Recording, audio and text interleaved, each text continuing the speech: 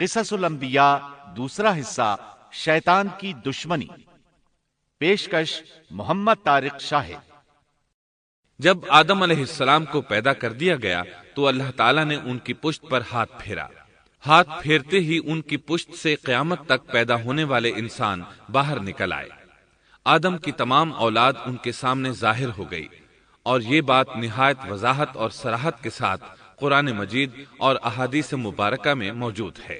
مسلم بن یسار رحمت اللہ علیہ بیان کرتے ہیں کہ سیدنا عمر بن خطاب رضی اللہ عنہ سے کسی نے اس آیت کریمہ کے بارے میں پوچھا، وَإِذْ أَخَذَ رَبُّكَ مِن بَنِي آدَمَ مِن ظُهُورِهِمْ ذُرِّيَّتَهُمْ وَأَشْهَدَهُمْ عَلَىٰ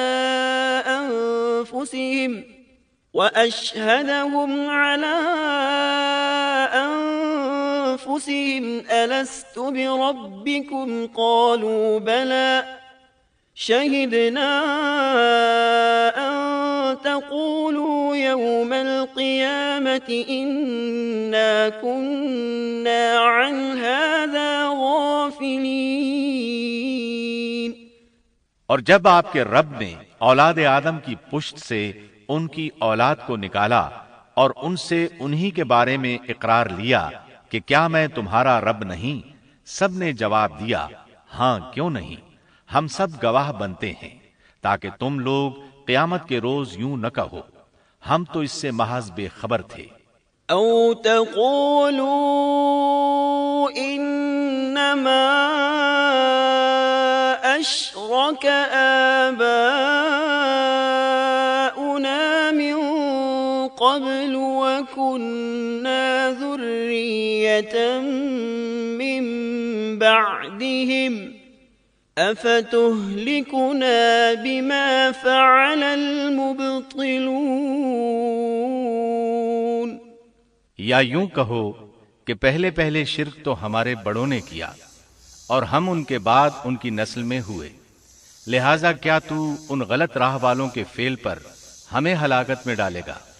سیدنا عمر رضی اللہ عنہ نے اس شخص کے سوال کے جواب میں فرمایا، میں نے سنا ہے کہ رسول اللہ صلی اللہ علیہ وسلم فرما رہے تھے، ان اللہ خلق آدم ثم مسح ظہرہ بیمینہ فاستخرج منہ ذریة فقال خلقت هؤلاء للجنة وبعمل أهل الجنة يعملون، ثم مسح ظهره فاستخرج منه ذرية فقال خلقت هؤلاء للنار وبعمل أهل النار يعملون، فقال الرجل ففيما العمل يا رسول الله؟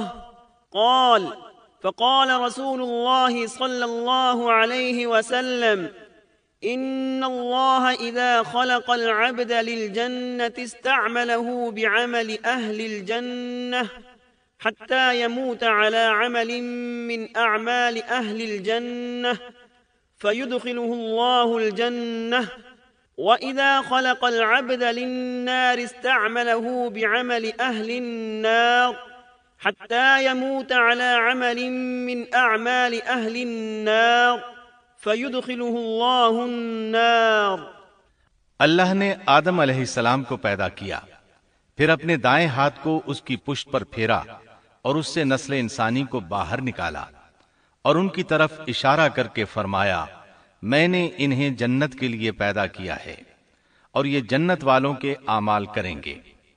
پھر اپنے ہاتھ کو دوبارہ آدم علیہ السلام کی پشت پر پھیرا اور اس سے نسل انسانی کو باہر نکالا اور ان کی طرف اشارہ کر کے فرمایا، میں نے انہیں آگ کے لیے پیدا کیا ہے اور یہ آگ والوں کے اعمال کریں گے۔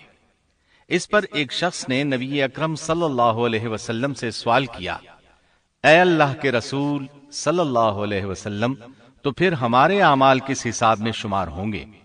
آپ نے جواب میں فرمایا، اللہ تعالیٰ جب کسی بندے کو جنت کے لیے پیدا کرتا ہے تو اس سے جنت والوں کے کام کرواتا ہے، حتیٰ کہ جنت والے اعمال میں سے ہی کسی عمل پر اس کا موت سے سامنا ہوتا ہے۔ اس وجہ سے اللہ اسے جنت میں داخل کرتا ہے، اور جب اللہ کسی بندے کو آگ کے لیے پیدا کرتا ہے تو اسے آگ والے اعمال پر لگا دیتا ہے، یہاں تک کہ وہ آگ والے اعمال میں سے کسی عمل پر مرتا ہے۔ اس کی وجہ سے اللہ اسے آگ میں داخل کر دیتا ہے۔ ہر شخص کے لیے اس کام میں آسانی پیدا کر دی جاتی ہے جس کے لیے وہ پیدا کیا گیا ہے۔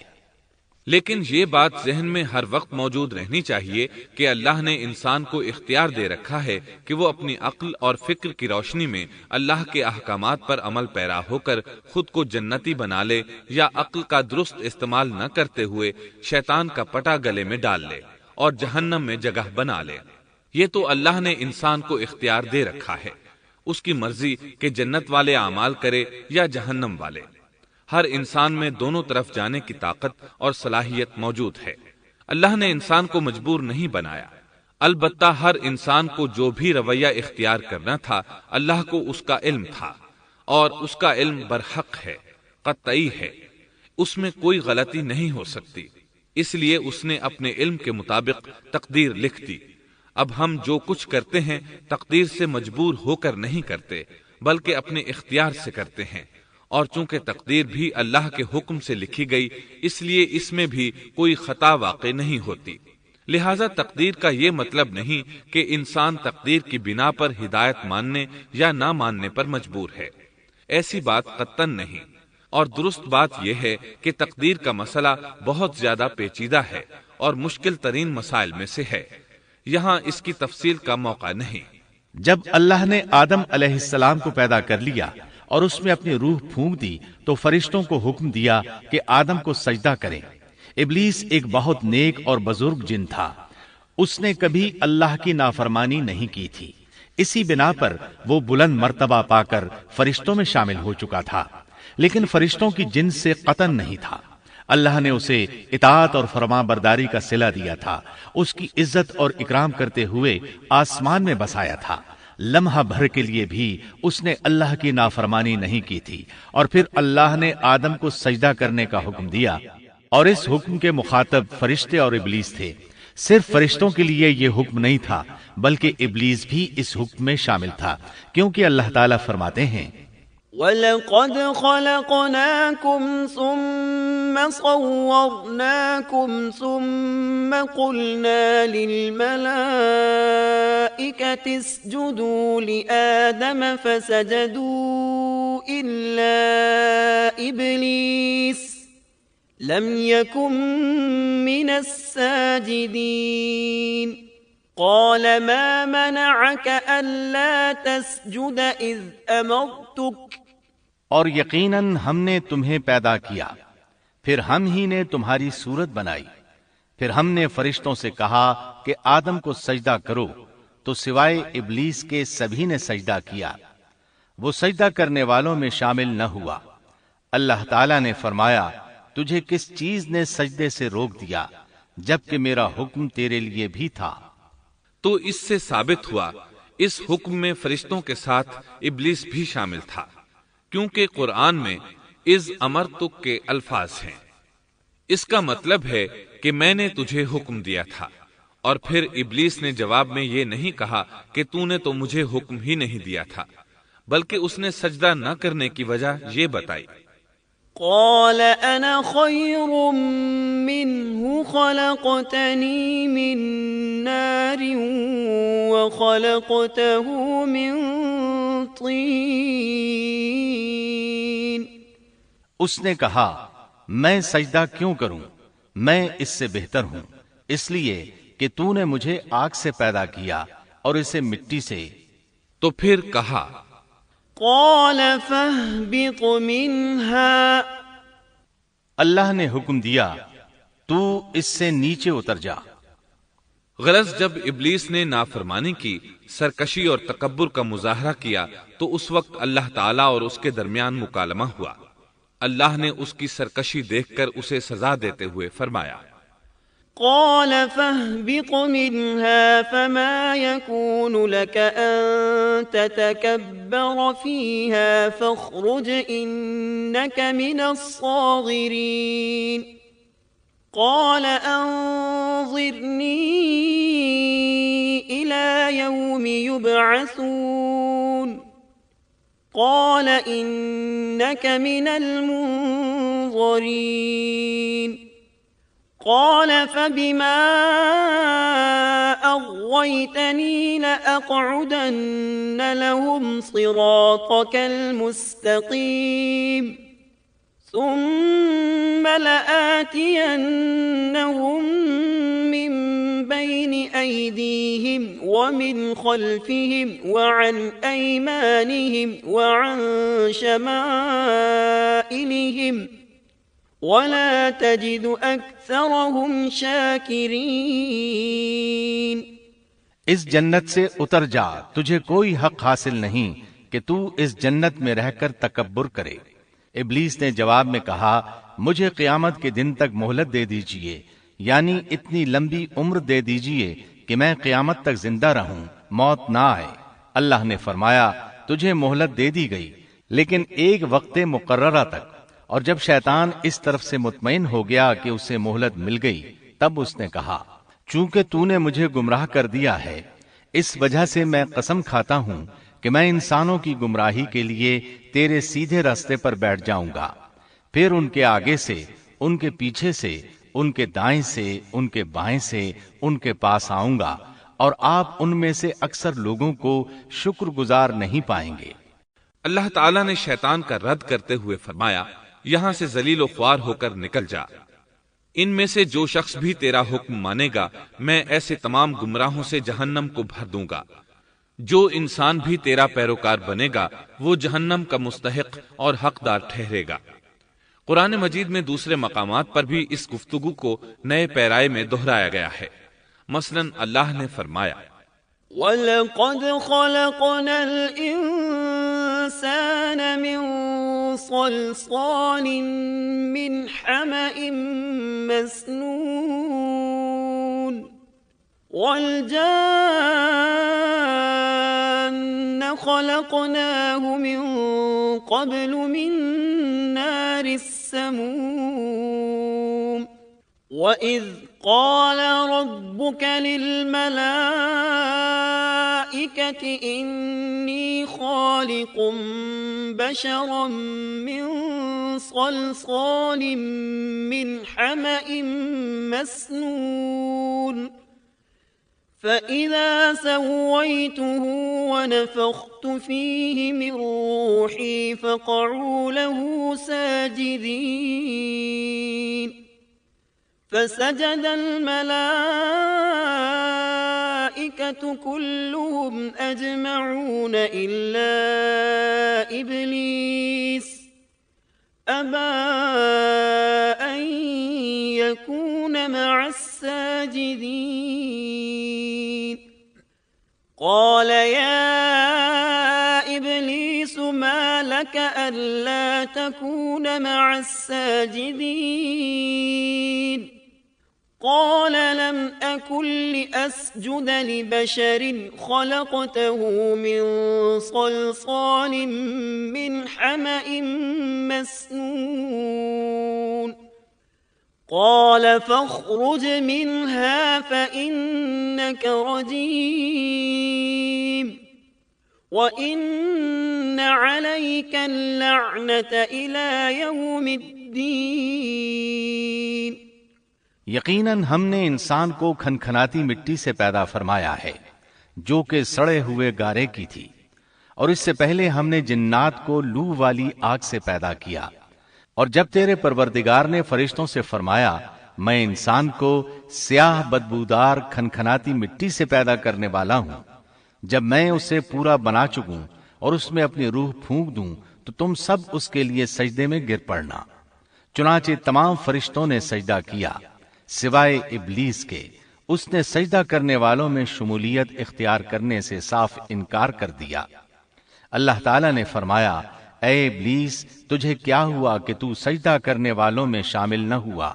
وہ بولا میں ایسے انسان کو سجدہ نہیں کر سکتا جسے تو نے سیاہ بدبودار کھنکھناتی مٹی سے پیدا کیا ہے۔ اللہ تعالیٰ نے فرمایا اب تو بہشت سے نکل جا کیونکہ تو مردود ہے اور تجھ پر قیامت کے دن تک میری پھٹکار ہے۔ قال رب فأنظرني إلى يوم يبعثون قال فإنك من المنظرين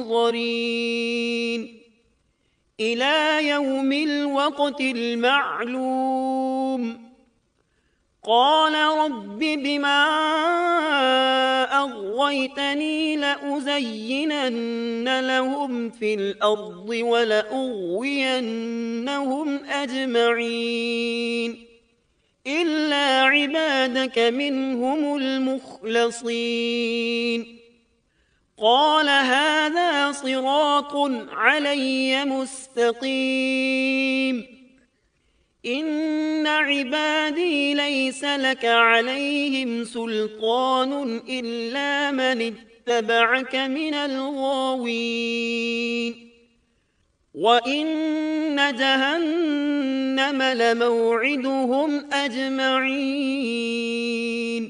کہنے لگا اے میرے رب مجھے اس دن تک مہلت دے دے جس دن کے لوگ دوبارہ زندہ کیے جائیں گے۔ اللہ نے فرمایا اچھا اس مقررہ وقت کے دن تک تجھے مہلت دی گئی۔ کہنے لگا اے میرے رب چونکہ تو نے مجھے گمراہ کیا ہے مجھے بھی قسم ہے کہ میں انسانوں کے لیے زمین میں گناہوں کو خوشنما بناؤں گا اور ان سب کو بہکا دوں گا سوائے ان کے جو تیرے منتخب اور مخلص بندے ہوں گے، وہ میرے بہکاوے میں نہیں آئیں گے۔ اللہ نے فرمایا ہاں یہی مجھ تک پہنچنے کی سیدھی راہ ہے کہ مخلص بن جاؤ، میرے بندوں پر تجھے کوئی غلبہ نہیں ہوگا۔ البتہ جو گمراہ لوگ تیری پیروی کریں گے یقیناً ان کے وعدے کی جگہ جہنم ہے۔ ایک اور مقام پر اللہ تعالی فرماتے ہیں وَإِذْ قُلْنَا لِلْمَلَائِكَةِ اسْجُدُوا لِآدَمَ فَسَجَدُوا إِلَّا إِبْلِيسَ قَالَ أَأَسْجُدُ لِمَنْ خَلَقْتَ طِينًا قال أرأيتك هذا الذي كرمت علي لئن أخرتني إلى يوم القيامة لأحتنكن ذريته إلا قليلا قال اذهب فمن تبعك منهم فإن جهنم جزاؤكم جزاء موفورا۔ جب ہم نے فرشتوں کو حکم دیا کہ آدم کو سجدہ کرو تو ابلیس کے سوا سب نے سجدہ کیا۔ اس نے کہا کیا میں اسے سجدہ کروں جسے تو نے مٹی سے پیدا کیا ہے؟ اچھا دیکھ لے اسے تو نے مجھ پر فضیلت دی ہے، اگر مجھے بھی تو نے قیامت تک ڈھیل دی تو میں سوائے چند لوگوں کے اس کی اولاد کو گمراہ کروں گا۔ اس پر اللہ نے فرمایا جا ان میں سے جو بھی تیرا فرمانبردار ہو جائے گا تو تم سب کی سزا جہنم ہے جو پورا پورا بدلہ ہے۔ واستفزز من استطعت منهم بصوتك وأجلب عليهم بخيلك ورجلك وشاركهم في الأموال والأولاد وعدهم وما يعدهم الشيطان إلا غرورا إن عبادي ليس لك عليهم سلطان وكفى بربك وكيلا۔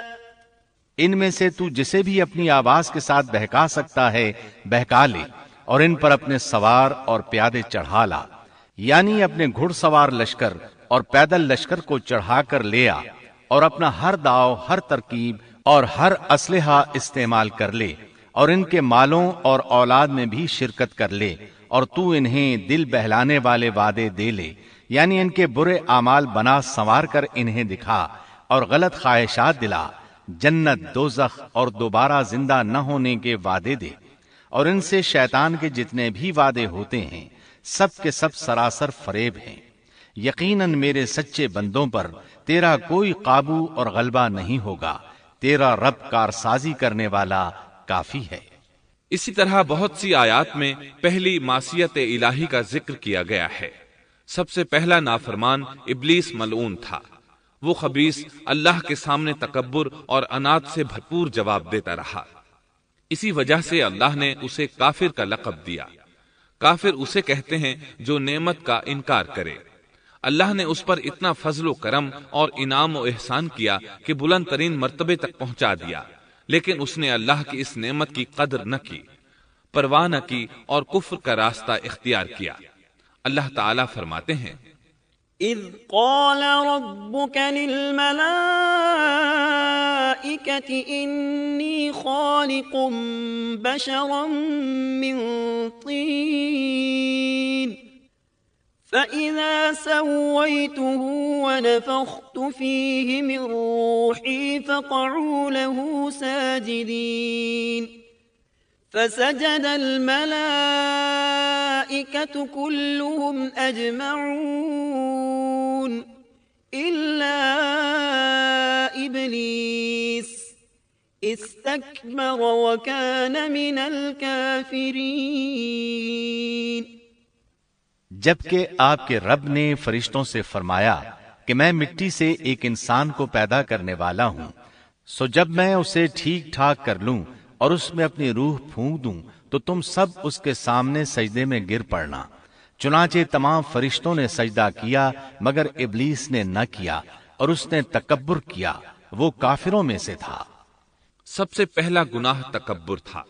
اسی لیے علماء کرام فرماتے ہیں تمام گناہوں کی جڑ تکبر اور غرور ہے۔ نبی اکرم صلی اللہ علیہ وسلم نے اپنی امت کو تکبر نہ کرنے کا سختی سے حکم فرمایا، اس کی برائی، وبال اور ہلاکت سے آگاہ فرمایا۔ آپ نے فرمایا، لا ينظر الله إلى من جر ثوبه خيلاء، اللہ اس شخص کی طرف رحمت سے دیکھے گا بھی نہیں جس نے تکبر کی بنا پر کپڑا ٹخنوں سے نیچے لٹکایا۔ اس کے علاوہ نبی صلی اللہ علیہ وسلم نے تو مطلقاً فرما دیا، لا يدخل الجنة من كان في قلبه مثقال ذرة من كبر، وہ شخص جنت